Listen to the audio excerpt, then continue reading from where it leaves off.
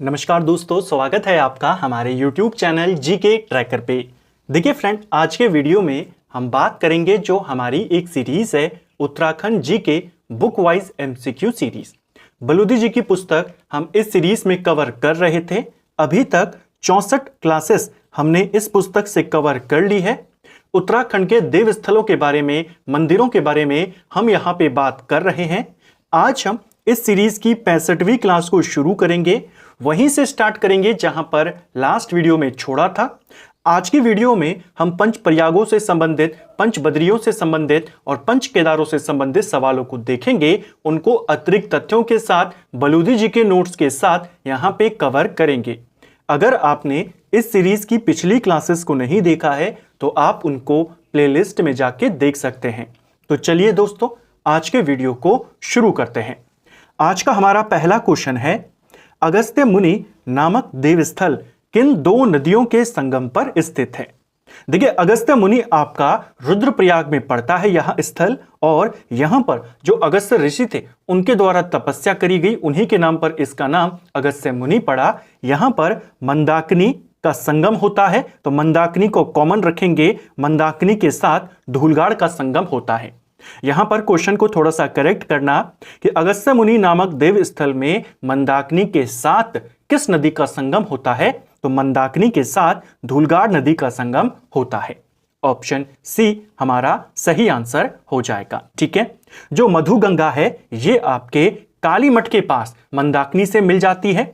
जो आपकी सोनगंगा है, जिसको वासुकी नदी भी कहते हैं, ये सोनप्रयाग में मंदाकिनी से मिलती है। और जो अल्सरगाड है ये सूर्यप्रयाग में मंदाकिनी से मिलती है। ठीक है, नेक्स्ट है हमारा, उत्तराखंड के पंच प्रयाग में शामिल नहीं है।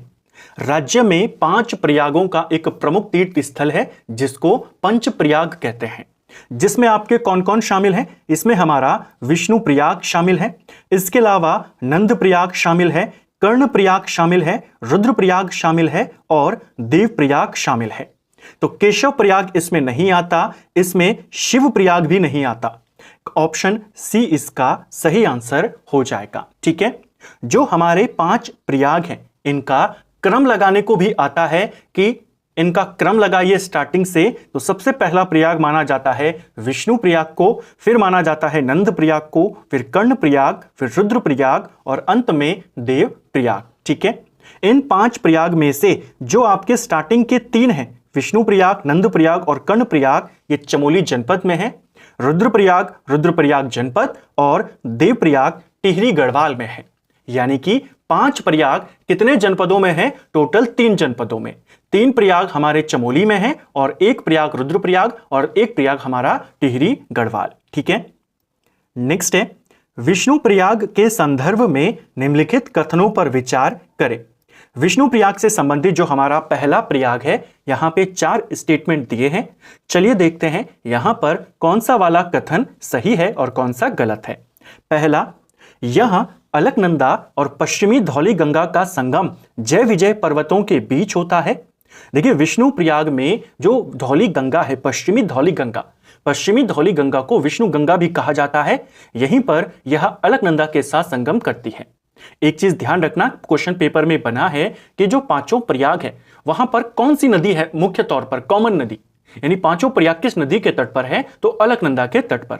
विष्णु प्रयाग में अलकनंदा में पश्चिमी धौली गंगा, जिसे हम विष्णु गंगा कहते हैं, वो संगम करती है। ठीक है, संगम के दोनों ओर जहां पर ये दोनों नदियां आपस में मिलती हैं, दोनों ओर जय विजय पर्वत आपके स्थित हैं।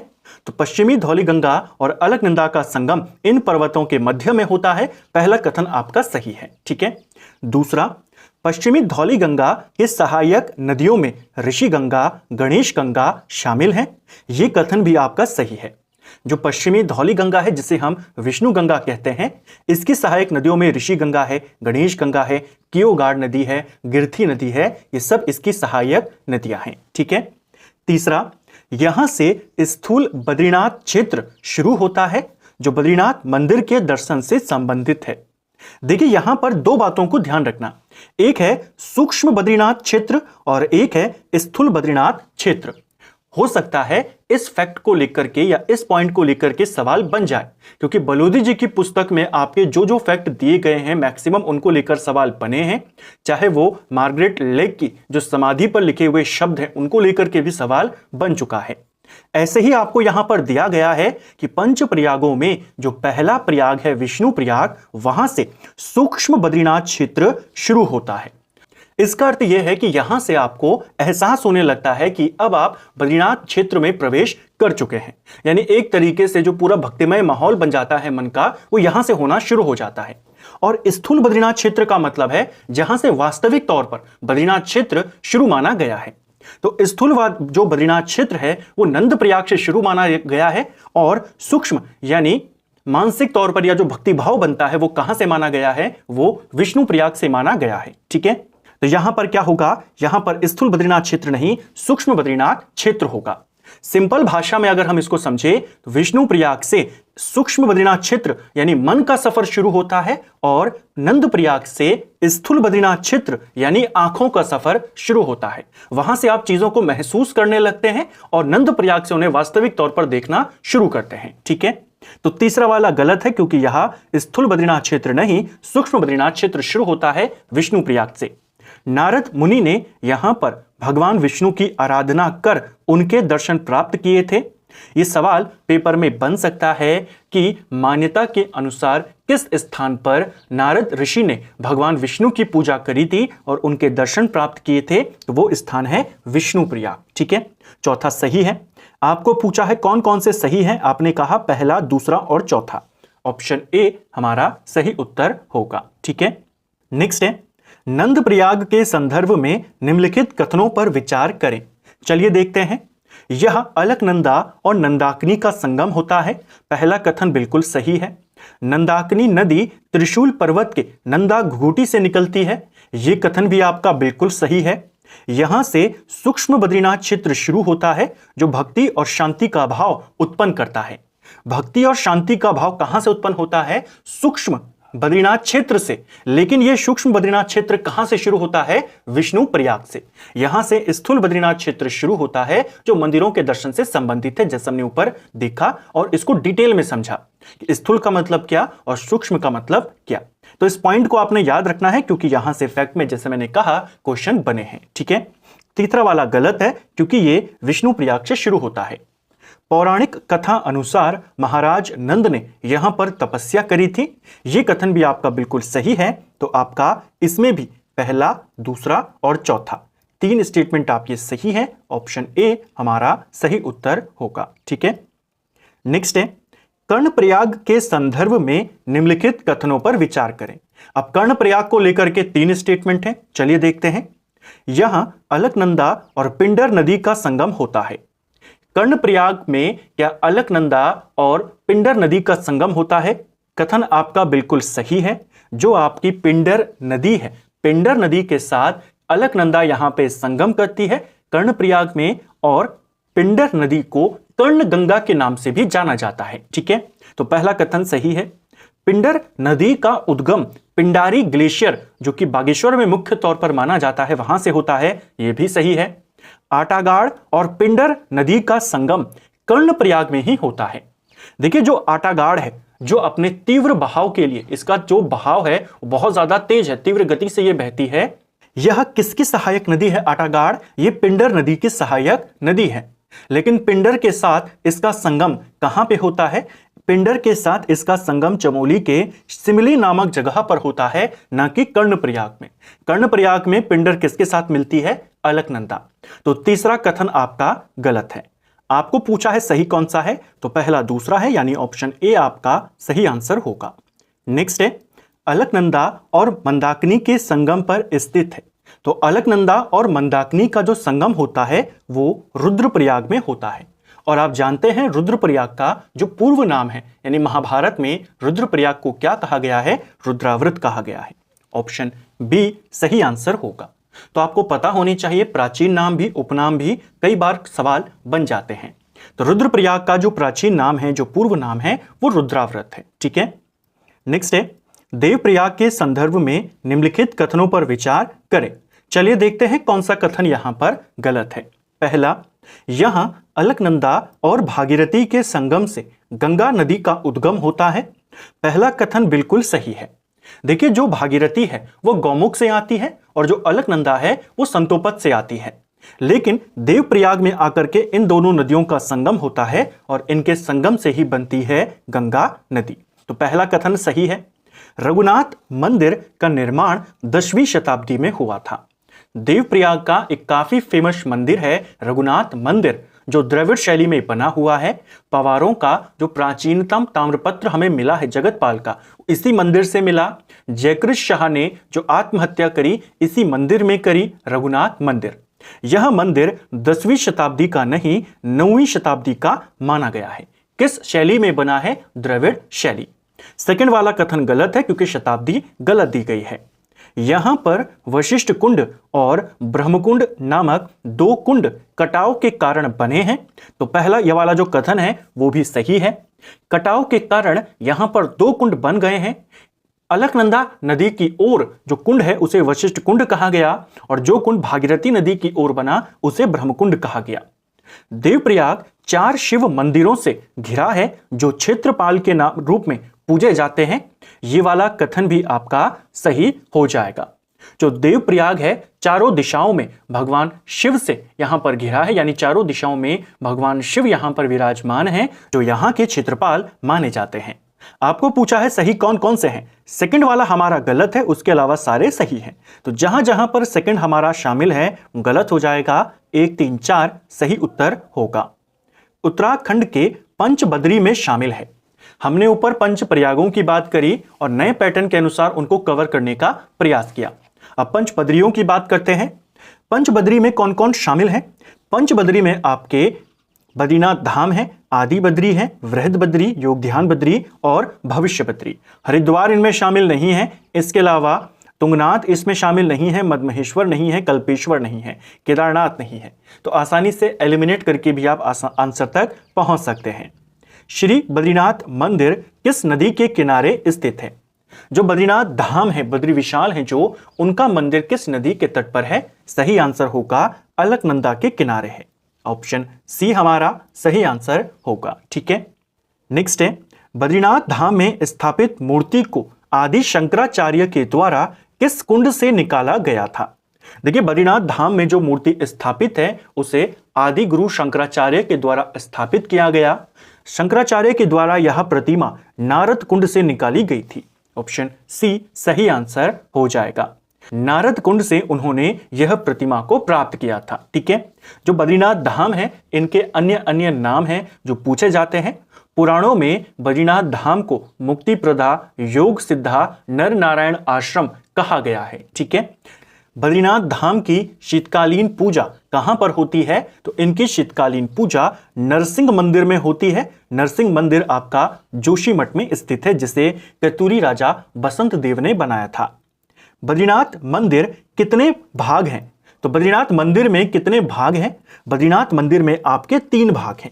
ऑप्शन बी सही आंसर होगा। एक भाग है जिसे सिंहद्वार कहते हैं, दूसरा भाग है जिसे मंडल कहते हैं और तीसरा भाग है जिसे गर्भगृह कहते हैं। तो ऑप्शन बी हमारा सही उत्तर होगा। ठीक है, बद्रीनाथ मंदिर का जीर्णोद्धार किसने करवाया था? अगर ये क्वेश्चन बन जाए तो दौलत राव सिंधिया, इनका नाम आपने ध्यान रखना है। इन्होंने बद्रीनाथ मंदिर का जीर्णोद्धार करवाया था। ठीक है, पंचबदरी में से किसका स्थानीय नाम नौठा है? तो देखिए, पंचबदरियों में जो आदि बद्री है इनका स्थानीय नाम क्या है? नौठा। ऑप्शन बी सही आंसर होगा। यह सवाल बन जाएगा कि चमोली के नौठा में कौन से बद्री स्थित हैं? तो आप कहेंगे आदि बद्री। ठीक है, नेक्स्ट है शीतकाल में कपाट बंद होने पर बद्रीनाथ की चतुर्मुखी मूर्ति कहां पर स्थापित की जाती है? तो भगवान बद्रीनाथ की जो चतुर्मुखी मूर्ति है शीतकाल में योग ध्यान बद्री में लाई जाती है। ऑप्शन डी सही आंसर होगा। जो मुख्य प्रतिमा है वो तो जोशीमठ जाती है नरसिंह मंदिर में, और जो उनकी चतुर्मुखी मूर्ति है वो योग ध्यान बद्री में जाती है। ठीक है, योग ध्यान बद्री बेसिकली आपके चमोली में ही है। पांडुकेश्वर में यह मंदिर स्थित है। ठीक है, पांडुकेश्वर ऐसी जगह है जहां पर माना जाता है पांडवों का जन्म हुआ था। ठीक है, यहीं पर योग ध्यान बद्री है जहां पर भगवान बद्रीनाथ की चतुर्मुखी मूर्ति शीतकाल में लाई जाती है। ठीक है, नेक्स्ट है पंचबद्री में से किस बद्री में भगवान विष्णु के आधे आकृति की पूजा की जाती है? देखिए, भगवान विष्णु के आधे आकृति की जो पूजा है ये भविष्य बद्री में की जाती है। ऑप्शन ए हमारा सही आंसर हो जाएगा। जो भविष्य बद्री है ये आपके जोशीमठ से ही दूर है, लगभग 15 से 20 किलोमीटर की दूरी पर एक जगह पड़ती है, सुबेन नामक एक गांव है, वहां पर स्थित है भविष्य बद्री।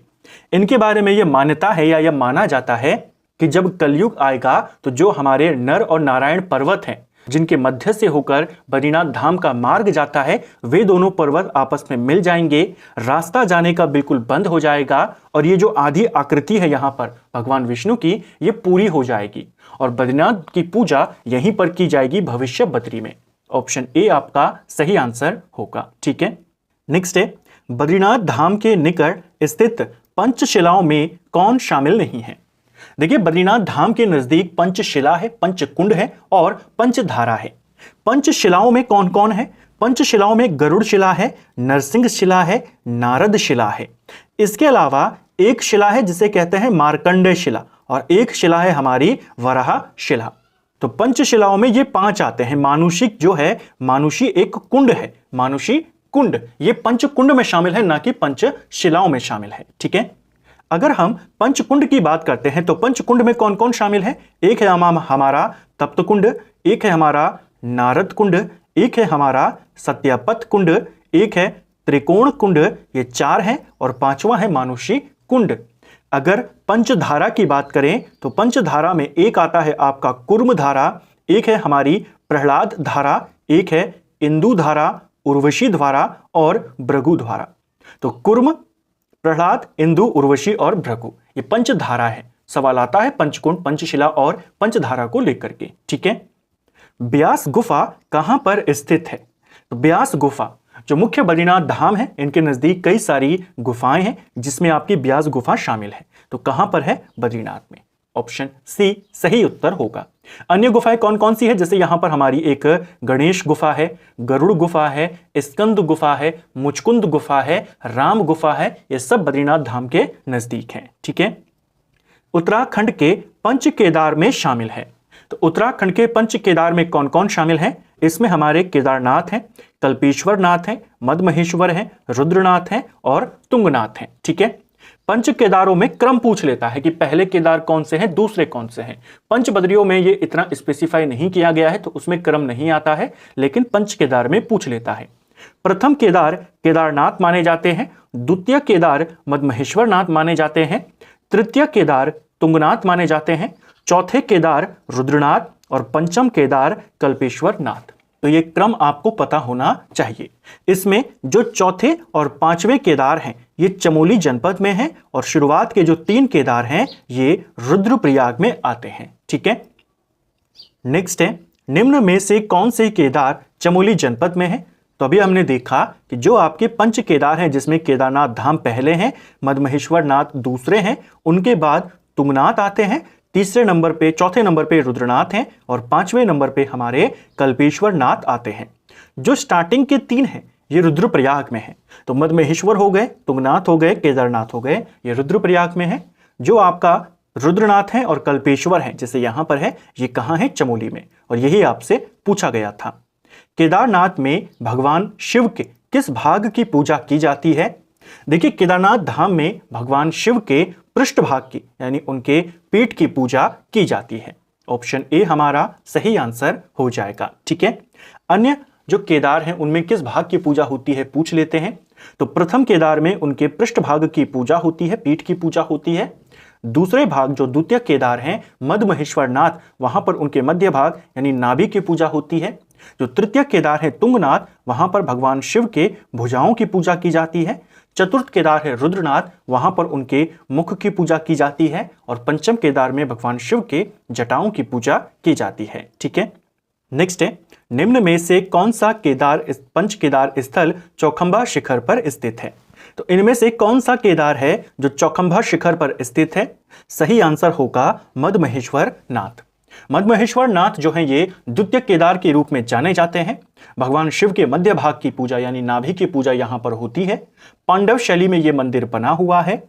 इनकी शीतकालीन पूजा मद्महेश्वरनाथ की भी और केदारनाथ की भी शीतकालीन पूजा ऊखी मठ के ओंकारेश्वर मंदिर में होती है। लास्ट वीडियो में हमने इस क्वेश्चन को देखा था, तो इस क्वेश्चन को भी आपने ध्यान रखना है कि जो केदारनाथ धाम है और जो मद्महेश्वर धाम है, दोनों धामों की शीतकालीन पूजा कहाँ होती है? ओंकारेश्वर मंदिर ऊखी मठ में। ठीक है, इसको भी ध्यान रखेंगे।